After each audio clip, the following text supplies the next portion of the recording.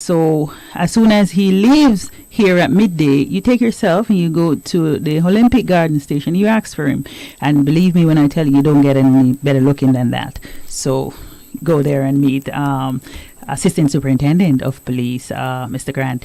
Welcome once again to your very own division, which is the St. Andrews South Division, and a very special welcome from our Acting Senior Superintendent of Police, Damian Mandison, who is now the commander for the division, and also doing a great job and making sure that we, the police, serve, protect, and reassure the people within our space and Jamaica at large. This is St. Andrew South Beat. Vision 2030. Vision 2030 for making Jamaica the place of choice to live, work, raise family, and do business. You can listen live on rootsjamaica.com, or go follow us on Facebook at Roots FM Jamaica. Follow us on Instagram at Roots96.1 FM _Jamaica, and on Twitter at Roots96FM. You can also send your text and WhatsApp messages to 876-225-9478 and share your thoughts in today's discussion. The program is brought to you by New Budget Supplies, always the best prices, as we are working together to create better communities. We support, serve the people of Jamaica. Once again, Sir Grant, welcome again to St. Andrew South Beat. We're going to look at domestic violence, and we know that it's a crucial issue that has gained significant attention, especially in the St. Andrew South space. Some person think about it, but it's a serious issue that's affecting individuals and families across the world.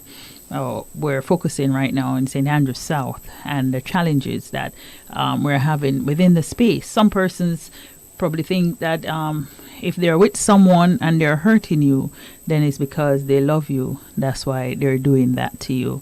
I kid you not that most of the time when or persons within our space report that they are being abused within their home, they don't want to take it further, but we recognize that. So the government would have put different agencies, and they would have also put things in place in the JCF to assist as it relates to counseling, etc., so that it will not lead to other things like murder, because as simple as we take it, it can foster into different things, and we may have, because of that, then we're trying to be more proactive with the situation than we have to now do reactive work as relates to the challenges that is happening with our people. It's important to seek help. In Jamaica, you can reach out to local resources for support. The National Domestic Violence Hotline is also available 24/7 and offer confidential support, crisis intervention, and information about safety plan. You can always contact them at 800-799-7233. That's 800-799-7233. And that's the National Domestic Violence Hotline. So if you're having challenges and you need someone to talk to other than the police ourselves, and you are not getting anywhere, then there is help somewhere along the line. And that number again, I repeat, 800-799-7233. Okay. That's for domestic violence. Before we get into the meat of the matter of what it is that we, the police, offer and our role and function as it relates to the same, and I'm going to allow our Assistant Superintendent of Police, Rodney Grant, who is going to give you a little bit about oneself and how he's serving the people within the St. Andrews South Division. Once again, sir, welcome to St. Andrews South Beat. Thank you, Miss Lane. Good morning to your listeners. Good morning, everyone. As indicated, my name is Randy Grant. I'm an Assistant Superintendent of Police, recently promoted as a member of the Accelerated Promotion Program 2020. and I'm currently the Zone 2 commander in the St. Andrews South Division. So I'm a new member of the St. Andrews South family, and I'm happy to be here, and I'm happy to be on the St. Andrews South Beast with Miss Lane giving such a kind introduction earlier on. I have 17 years service in the Jamaica Constabulary Force. I've served various divisions to include the St. Catherine South Division and the St. Thomas Division. And I'm happy to be here. I was speaking about a serious issue, domestic violence. It is affecting us greatly in Jamaica as a whole. And there are several things that we're doing as the police to assist in this regard. Once again, thank you, Sir Grant. All right, let us explore the difference between some people think domestic violence and domestic dispute, because there's a difference between both, and we want to give clarity as it relates to the difference between both. So I'm going to allow Sir Grant to explain the difference between both, and then we're going to tell you how both is treated.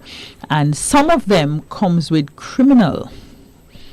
Yes. It comes with a criminal point where you have to go to the court, because one of the things that I keep saying to our customer when they arrive, that we the police are not trained to counsel crime.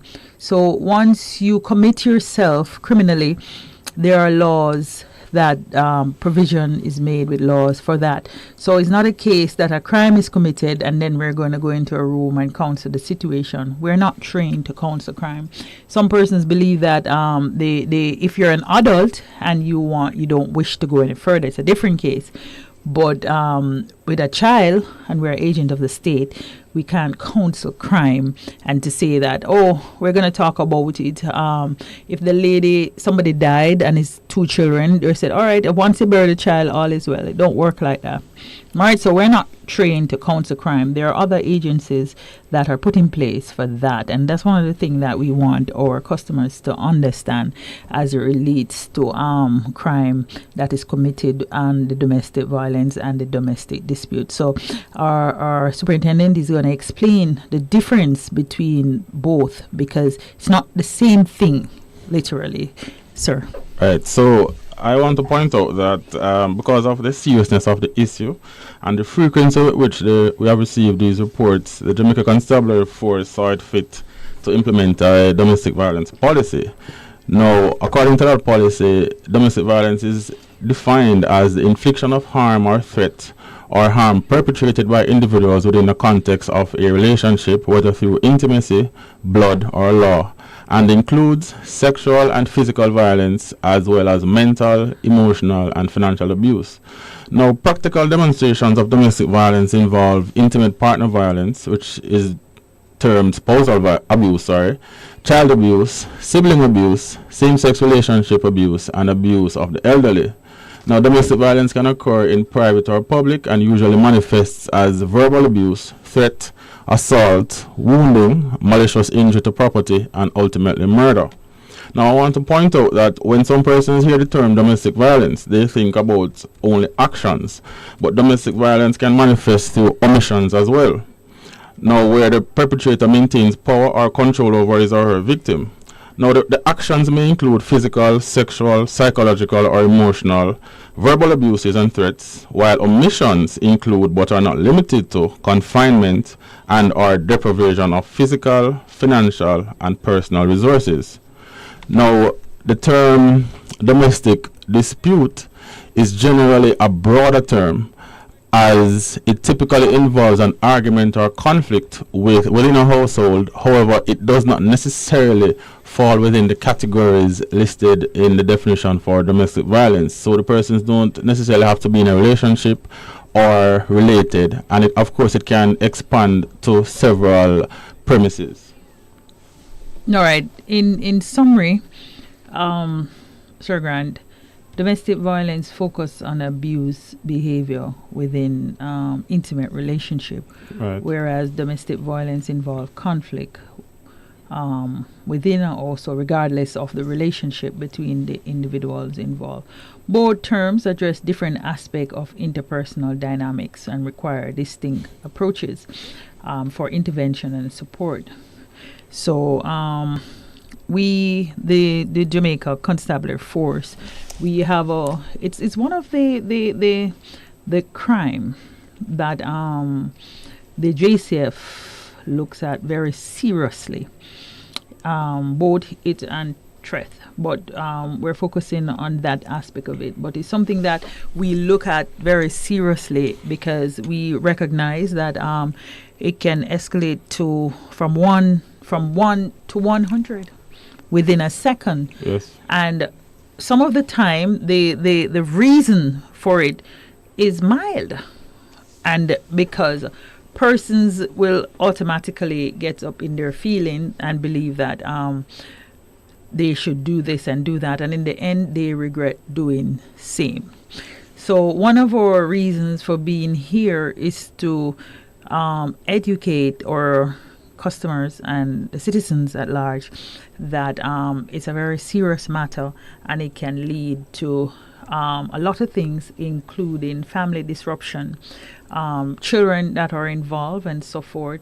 And we want that not to happen, because automatically when all of that is taking place, then we're going to have some serious crime going down the road. So we're trying to take proactive measures before we have to reach that level. And the government, along with the Jamaica Constabulary Force, have put measures in place for the people to get help as they so needed. And the fact that these people will work together as we try to create a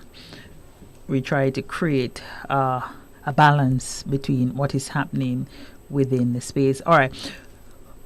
Sino, the interactive violence is common for both women and men can be victim of domestic violence. Both women and men, because Right. sometimes the women beat the men. It don't come out as often as because a man don't want to go to the station because he thinks he's a macho man to say that the woman is abusing him. Yes. But we have a few of those, and probably out of the 100, how many percent you would say report? Close to about 90% or higher. For the Are females, yes. and the 10% are men. And how many men reported percentage out of the 10? Probably one. Probably one, because currently we have 15 reported cases since the start of January, and only one is a male. Only one is a male. And I am sure, and this is just something that I am saying, that there may be more than one male that is being abused at home. And the Senior Express abuse, it's not just physically hitting the person. Yes. There's a lot of abuse because being at home, and you're not say you used to work as a man, I keep saying this, and I repeat myself, and I have said it before, that I believe that a man should lead. I strongly believe that. Even as a female, I like a strong male. I don't like weak men.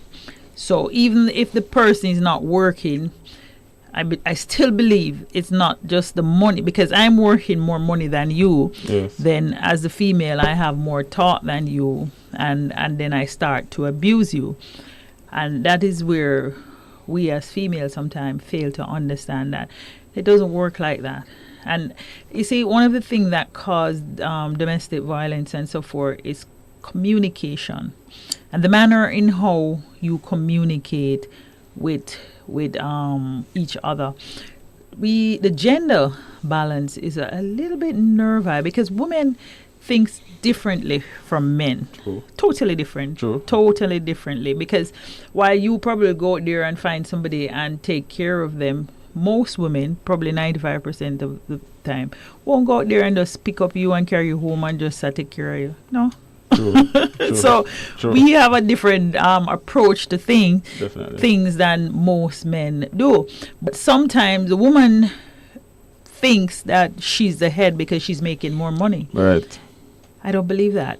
I personally, as a female, still don't believe that you're the head because you're making more money. If you believe in the Bible say otherwise. Right. So there is going to be domestic violence is going to take place, because you stepping on the ego of a man. Right. So we have to be careful of how we make decisions while how we we're communicate. living. Yes, and how we communicate with each other. And that is one of the challenge. And however, in Jamaica itself, we mentioned that the women are the main victim, Correct. right? And they said that the men are the main perpetrators. They said that men are much more likely to seriously injure female partner, especially for them to go to the hospital. Because when the men them are hit you, are some hard lick, I don't know how them do it. Because I always said to persons that you have to lucky for that happen, because True. most luck. Because I don't know how you just get up and decide, say, I don't know. Like I said, I think it has a lot to do with communication with each other.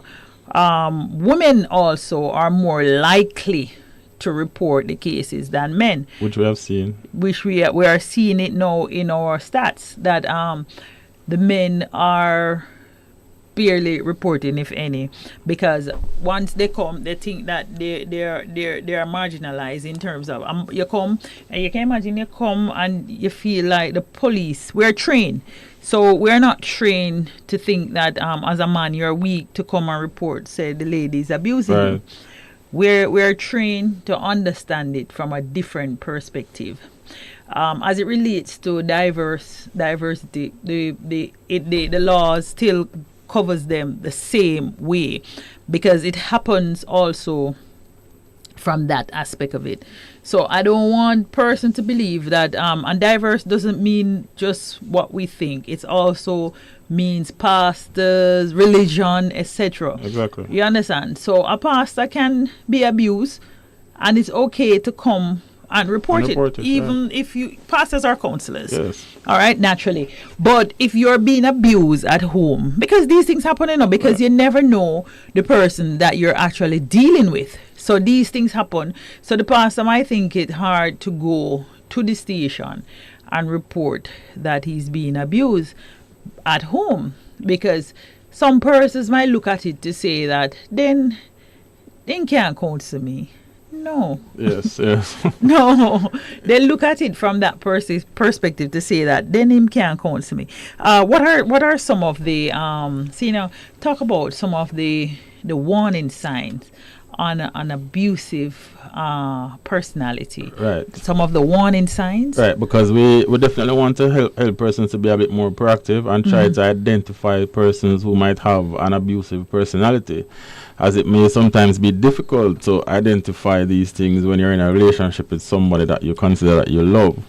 But some things that you can look out for are persons with a controlling behavior, persons who have unrealistic expectations of you, persons who want to blame you for everything and never want to take any ownership of their actions and their own feelings, persons who are verbally abusive, if they're excessively jealous, if persons lack empathy, they're unable to put themselves in anyone's shoes to say, I know how you feel, or I can understand how you feel. Those persons may have abusive personality. If persons are cruel to animals and children, that's a big red flag. If you are aware that persons have a history of abusing other partners, then I would urge you to not think yourself to be special and that will never happen to you, but you need to be cautious. If you realize that the person is exhibiting signs of sexual violence or sexual aggressiveness, these persons may have abusive personalities. So if you realize you are experiencing any of these signs, then you want to seek help from the local hotlines and domestic violence shelters. And remember that you're not alone and that there are resources available to assist you, and definitely you can come to any of the 4 stations in the St. Andrews South Division and we will deal with the matter with the seriousness that it deserves and take necessary steps to assist you.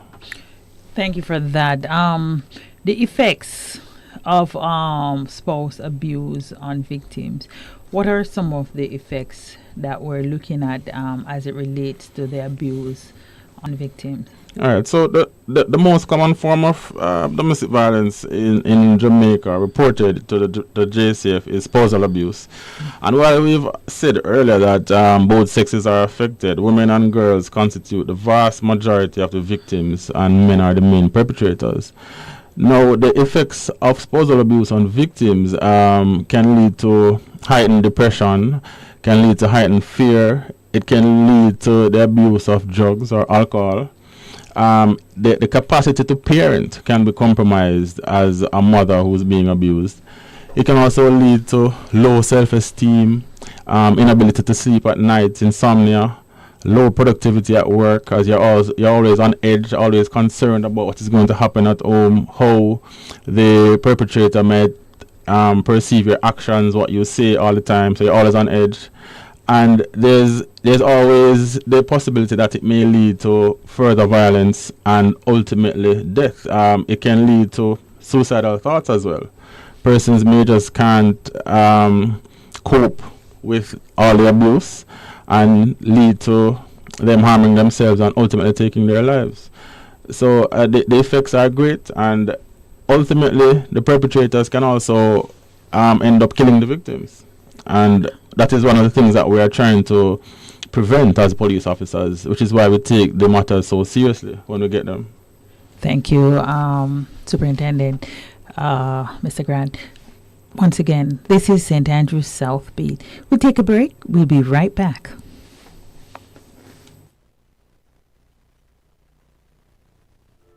Oh, yeah. Yeah, yeah, yeah. Oh, yeah. Get the real inner city community news and be informed. You can do all that and more on City Beat, Monday to Friday at 12:45 p.m. on Roots 96.1 FM. City Beat puts you in the know and keeps you rocking in the world of knowledge. So let City Beat catch you on Roots 96.1 FM, Monday to Friday at 12:45 for City Beat. City Beat is the pulse of the city, so don't miss it. Monday to Friday at 12:45 p.m. on Roots 96.1 FM. St. Andrews South, St. Andrews South. Do you want to know what the police is doing for you in serving and protecting you, our valued residents? Then tune in to the St. Andrews South Beats this and every Thursday, 11 a.m. right here on Roots 96.1 FM. Join Commanding Officer Superintendent Kirk Ricketts and the dedicated officers and for St. Andrews South Police who will facilitate your questions and inquiries. That's the St. Andrews South Beat this and every Thursday, 11 a.m. on Roots 96.1 FM, the voice of the inner city. Get ready for an electrifying discussion on Roots 96.1 FM this Friday, May 3, from 9 a.m. to 10 a.m. The Women's Resource and Outreach Center and the Women Empowerment Benevolent Society present their GBV Prevention Radio Show, hosted by yours truly, Janice Isis Miller. This week's hot topic, the impact of bun, that's what I said, bun, on the family. A scorching issue that's sure to spark some heated conversations and debates. Don't miss your chance to join the conversation and have your voice heard. Call, text, or WhatsApp us at 876-805-9147 or 658-225-9478. It's going to be a sizzling hour of real talk that you don't want to miss. Mark your calendars and get ready to turn up the heat. GBV, I feel with business, I feel with concern. Oh, yeah. Yeah, yeah, yeah. Oh, Welcome back once again. Our second segment. This is St. Andrews South Beat. If you're just joining us, remember to call us in 876-225-9478 and share your thoughts on today's discussion. You can listen live on rootsjamaica.com. Go follow us on Facebook at Roots FM Jamaica. Follow us on Instagram at Roots 96.1 FM Jamaica and on Twitter at Roots 96 FM. You can also send your WhatsApp messages to 876-225-9478. The program is brought to you by New Budget Supplies, always the best prices, as we're working together to create better communities and build our Vision 2030. Vision 2030, for making Jamaica the place of choice to live, work, raise family, and do business. and do business. We were on the topic of domestic violence, and we mentioned that it's a serious issue that affects millions of individuals around the world. It can take many forms, including physical, emotional, sexual, and financial abuse. If you or someone you know is experiencing this, it's important to seek help. And we have some resources that we mentioned earlier that might be able to help you. You can always call 119 Police Emergency for assistance. Police Emergency is a agent that represent the Commissioner of Police, where you are actually reporting to the commissioner himself. So what they'll do is to look at the assets that the commissioner have near to you and direct those assets to assist you, which include the police ourselves. So it's important that if you're not getting through at a station, you can always call 119, and it's free of cost. You don't have to have any credit. You call them. It's a free call. You use cell phone or you borrow one, and you call Police Emergency and you express your distress. And the nearest police to you, they would have the details as it is, who is the nearest police to you, and they'll send that police to you. So that's how the 119 operates, in case you don't know. They have all the stats within the area that you're in. So they know all the police who are on duty. They know all the police who are near to you. They also have the contact for the police who are near to you and the day, date, and time of your distress. So if you believe that you don't have any credit and you can't call them, go ahead and call them. Additionally, the JCADV offers special support and resources, and they work from Mondays to Friday, 9 a.m. to 5 p.m. If you want somebody to talk to about a situation that you're having, you don't necessarily want to report or come to the police, you can always call them on 876-598-7607. That's 876-598-7607 during their operating hours, which I express this is Monday to Friday, 9 a.m. to 5 p.m. They also use that same number for WhatsApp. So if you don't have any credit and you have WhatsApp, so sometimes we don't have the credit to dial straight, but we have WhatsApp. You can WhatsApp them that you need help. And always remember that you are not alone, and there are resources and people ready to help you.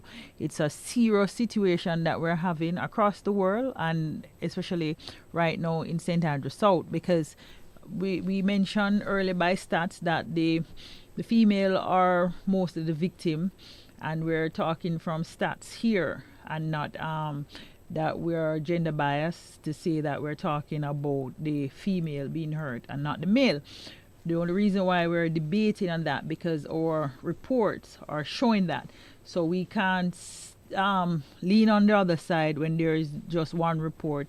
But we still talk about that one report because it is still something that needs address, and we address them accordingly. So from the start of the year is only one male report that he has been abused, right? But we have, how many we have? Over how much? Total of 15 so far for the year. So far, domestic violence. So, and we only have one man out of that. So it is only fair that we talk about it and we put emphasis on it, and we also recognize and recommended other agencies to assist that one male, because even if it's one, it means that something is happening out there. Some of the men don't report what is taking place with them in their household, so we can't talk about something that we're unaware of. And that's one of the things that we look at as police and so forth. But for this period, we're going to look at the effects on children of exposed to spouse abuse. Because sometimes as men, we're in a household, we have children in the household, and we're very aggressive to the female, not knowing that we're hurting or we're killing our children. And when I say killing them, we don't literally have to, they don't have to die, because there are different signs. They're emotionally, they die emotionally, and it goes with them a far way, even as they develop as children. So the effects of exposure of children to spousal abuse. So, explain to our citizens and our listeners what are the effects of such and the percentage. Okay, Gladys. So first I want to point out that in the 15 cases that were reported in the St. Andrew South Division so far, over 20 children are being affected by those cases. So Wow. it is a very serious issue, and we have to really look out for the children who are all innocent in these cases. And our future, and the future is blank. Right. If right. they are blank. Very serious issue, and of course they're being affected both directly and indirectly by the various forms of abuse. So I want to point out first that 47% of female victims reported that their children actually witnessed spousal abuse, which is quite alarming considering the kind of abuses that are being meted out to victims. Now, the effect of spousal abuse on a child really depends on the level of the child's exposure to the spousal abuse, as well as the capacities of the abused parent, how the parent is dealing with the abuse being meted out to him or her, and the direct abuse or neglect of the child, him or herself. So if the child is being directly abused as well, of course, it will have a greater effect on that child. But even if there's no direct abuse of the child, the effect on the child can lead to increased aggression, especially in boys who are more likely to be abusive spouses themselves. It can also So the lead. cycle continues. Right. So we're actually training the boys to be abusers, future abusers, which is repeating the cycle as well. So, and it can also lead to increased depression in girls. Females tend to be depressed and are more likely to be abused spouses. So we're not only are we training the boys to abuse, but we're training the girls to accept abuse. Which is Like it's a norm. Exactly. That's what they're seeing. Children live what they learn and learn what they live. So an infant's development also can be delayed, and there can be attachment difficulties because of the abuse that their child is witnessing in the home. So these are some very serious issues where if we don't break the cycle, if we don't go to the communities that are being affected and teach some conflict resolutions and tell them how they can be assisted and try to assist them, we will actually see the cycle continuing. And that's not good for Jamaica, it's not good for the division any at all. All right, thank you again, sir. The senior have studied law both internally and externally. So he's not only good looking, he's bright. So beauty comes with wealth. He studied that aspect of it. So when you go to the station, to our citizens, you recognize that he's also educated as it relates to the laws of the land and can express oneself in terms of what is happening. We're going to look at the laws on domestic violence. So the fact that he has that knowledge base and that background understanding, so his degree has temperature on it, so he's gonna talk about that aspect of the law on domestic violence. Okay, so there's actually a domestic violence act. It was enacted in 1995 and since amended twice in 2004 and again in 2023. So the Act mainly seeks to provide relief in the form of court orders, 3 court orders to be exact, for victims of abuse perpetrated by other family members.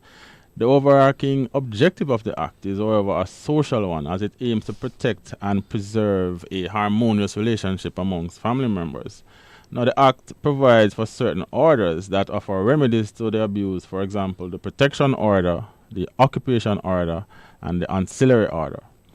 Now, the protection order is intended to prevent the abuser from entering or remaining in the home, school, workplace or any other place where the victim is present. It is also designed to prevent the abuser from molesting the victim. Say that again. The protection order, so they know that they can be protected by an order, and I want you to express that protection order to them so that they can understand it from a layman term, because tell them exactly how that works. They go to the court and they express themselves and all of that. They can get a protection order. So if you're so afraid, what it is saying is that if you're so afraid of the person and you don't want the person, how much feet? 100? Yes. Some amount of feet Exactly. from you. So Exactly. you don't want that person that close to you. You can get that order based on your fear. So that Right. tell them a little more. Express that again about the protection order. Right. So if it is that you're in fear of this person and you are being abused, you can prevent the person from coming to your workplace. You can prevent the person from coming to your home. Even if it is that you were living together, that person will have to move out and find other accommodations to allow you to feel safe, especially while the matter is still before the court. Now, some of the type of conduct that may be deemed molestation that would lead to the protection order is if the perpetrator is constantly watching or besetting the household that you live or place of work where you are. So if the person is just randomly coming to your workplace, showing up, always watching you, you might wake up 2 o'clock in the morning and you see the car parked outside and you just generally feel unsafe. The person is just always calling you, hundreds of calls for the day, and using abusive language, sending threatening text messages. You can get a protection order, and the court will generally grant this order and tell the person that, of course, they cannot be seen at your workplace, at your home, and just generally let you be. So those are some of the conducts from the persons that you will recognize as it relates to taking out a protection order. Because can you imagine you're at work and when it's time to go for lunch, the person where you buy the lunch waiting on you, and they're not saying it. Sometimes they don't have to say anything to you. They don't have to touch you. They don't have to start arguing with you. The fact that every time when you turn and you look around, that can become very scary. Every time you look around is a person you see. If you wake up in the morning, they stand at the gate waiting. You don't know. And that kind of silent movement is one that will trigger you off in fear, and serious fear, because you're not sure what the person is up to. Right. So you can get a protection order from the court for the person to stop doing that to you. Right. And that is important for you, because the truth is, the state of mind of the person, nobody knows. Nobody knows, because the person is not saying anything to you. And it can be a case where you can get a protection order from, if a not your spouse or ex-spouse, but it can be for another relative, a family member, Right. or a neighbor, Exactly. for instance. So you can get protection order as long as you have evidence to show and prove that you're being stalked by the individual. So I don't want persons to go to the court. They might take out on protection order because their neighbor live next door, and they're in the back and out close their window look one day. Doesn't work like that. All right. Yes. So you must have some reason, because everybody have rights. Must be in fear. Yes, you must be in fear. So the fact that we live next door each other and I am around the back hanging out my linens, and you believe that I'm looking at you because both of us meet around the back, you need a protection order for me to stop look. It don't work like that. Right. Alright? Some threat must have been Some- issued. Yes. to the Or person. some fear. Yes. Some fear of what is happening with you and the individual must be looked at. Right. Because some person come at the station, and this is by experience, and they want to take out protection order. And God knows for what. Because the person get up and go to work, and when them are going to them carry them, I look upon them. Right. No work. So what fear, even though you and the person not on good terms, the person live next door you, the house can't move. Mm-hmm. All right, especially if they bought the place and they're going to be there for a while, the house can't move and go down the road and leave your house there alone. Some people come with some serious report, and they're telling you how to act, and Right. they're telling you. A lady came and she said to me, she wanted to report an attempted murder. And when I said, okay, go ahead. And when she reported to me, no, go so. But she named the crime on her own. She decide what is happening, and then she telling me what to do. Yes. So those are our thoughts, and there's nothing wrong with our thoughts. But we, the police, have a responsibility to explain to her that there's nothing wrong with your thoughts, but the laws of the land make provision otherwise. Right. So this is how it works. So that is one of our role and function of police, to explain to you how it works. Because if you listen to customers when they arrive, they tell you how they want the case to be handled in terms of the law. Now, the laws of the land don't make no provision for that. Yeah. Nothing is wrong with you expressing yourself. And everything that they're saying is surrounding them. And nothing is wrong with that, because everybody wants the best for themselves. Right. But if we, the police, are trained in a particular way, there's no way you're going to say to us that this is how it should be done. And then we are going to sit there and say, yeah, same so. All right. So for clarity, let us just point out that there are two factors that need to be satisfied for the grant of the protection order. And the perpetrator must have used or threatened to use violence against the person, or have caused physical or mental injury to the person and is likely to do so again. So if one of those factors are satisfied, the protection order is likely to be granted. Likely to be granted. And you hear the terms likely, because no believe that the judge just listen to what you are saying. No. The other person that you want the order against, he or she needs to be heard to say that. And then sometimes when you listen to the other person, the other person need the protection order from you. Right. because you are the person who is actually making the problem. Right. And then you come first and report and expect the police. But the police is going to look at both argument and see which one have balance and which one don't have. All right? Tell them, tell them a little bit about the court being satisfied. Right, yes. So, in relation to the protection order, right. So, again, two factors that need to be satisfied: that the respondent, which is the accused person, used or threatened to use violence against a prescribed person, or caused physical or mental injury to a prescribed person, and is likely to do so again. So, if these two factors are satisfied, the protection order is likely to be granted. All right. As it relates to that aspect of it, so you understand. How is it that you can actually get a protection order? Let's look at the pathways of victim. All right. Right. And some question is, some women wants to stay in the relationship. Right. They want to stay, even though they are being abused. They think that something is going to change. Right. I personally don't believe that anything will change. I personally, I can safely say that I have never been abused by a male. No, not even for a second. I don't know if once they look at me, they say that I won't have that. Right. Absolutely. Right. And for me personally, it doesn't take anything much for me to walk away. The manner, even in how you speak to me, is important to me. The manner in what you say to me is important to me. The moment that you use a term that is uncomfortable to me, use a term to me, even by addressing me, I don't know, it's as if it beating in my head. Right. Every time when I sees you that, so I stop abuse by even one sentence. Right. So for me personally, as it relates to relationship, even once utterance from you in terms of how you respond to me and the words that you use to me can change my mind. Yes. All right.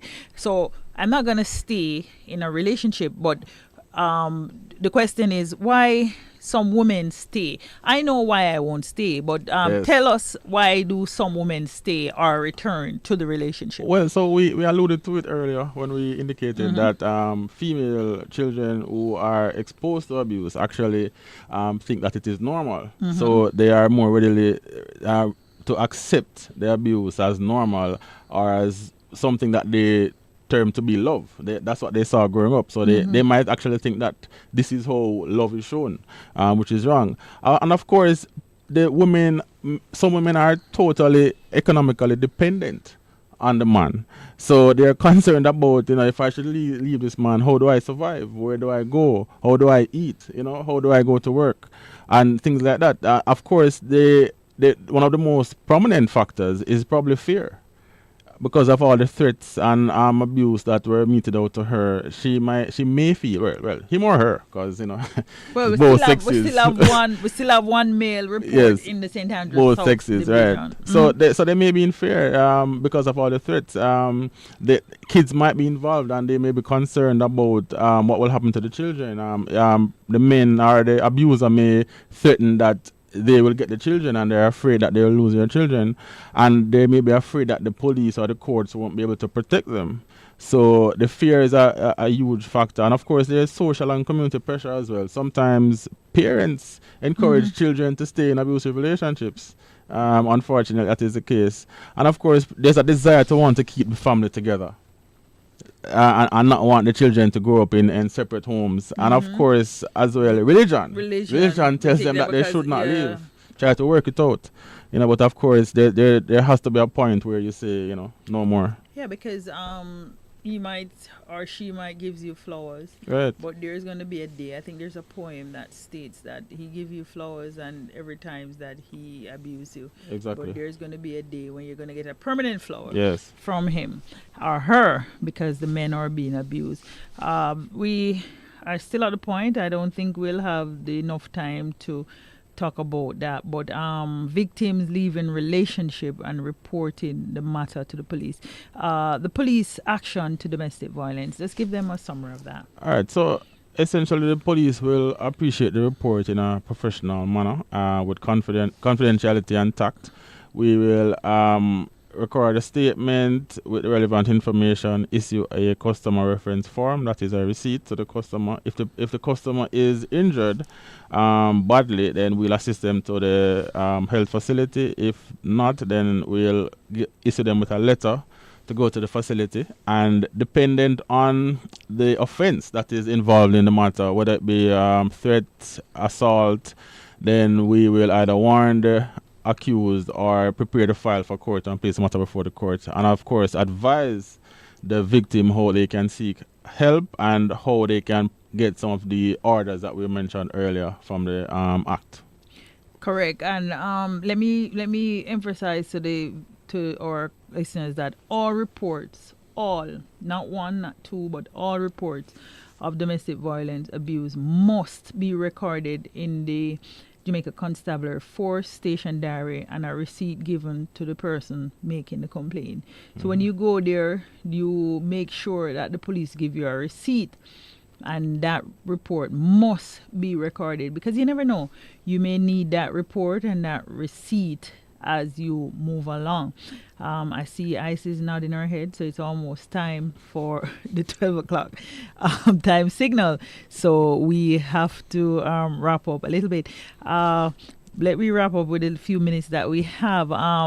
Sina, just give them a little encouragement as it relates to domestic dispute and domestic abuse and the importance of making a report and seeing while it's happening to you. Okay, just to say that domestic violence is always about the perpetrator exercising control over the victim in whatever manner it is manifested.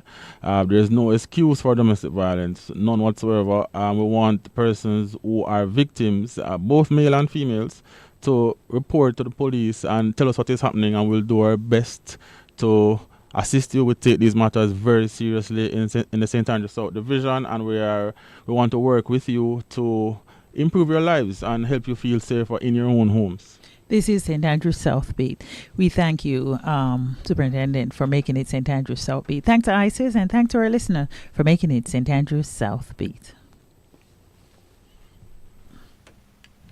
Thank you so much. You're in tune to Roots FM 96.1 on the FM band. And of course, we say thanks again to St. Andrews South Beat for another powerful, powerful program right here every Thursday between 11 a.m. and 12 noon. Soon come. Budget is everybody's business because it impacts every Jamaican. The Time brought to you by the Ministry of Finance and the Public Service is...